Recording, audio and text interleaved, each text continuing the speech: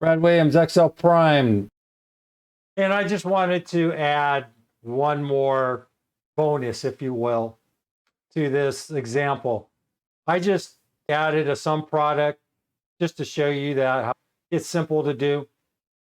We just followed the example from a couple of earlier sessions. Sum product, we're going to look at, what are we going to look at? We're going to look at the total. That's what we're shooting for. Region, we're going to identify, we want to see the region. Notice the difference here. I guess that's what I'm trying to point out. We have a SUMIF, which is a pretty simple layout. And then sum product is kind of backwards thinking. You have to put in total 110 times region 110.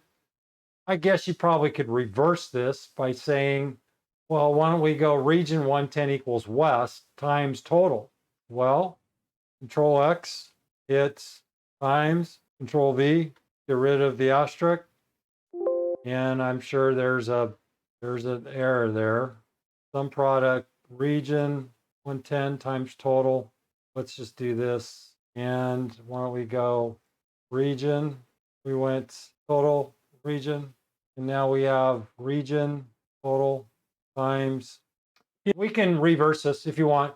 You can see sum product region 110 west times total gives us the same answer as region total times.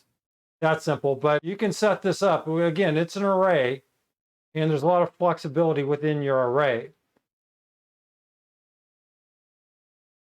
Brad Williams, XL Prime. Thanks for watching.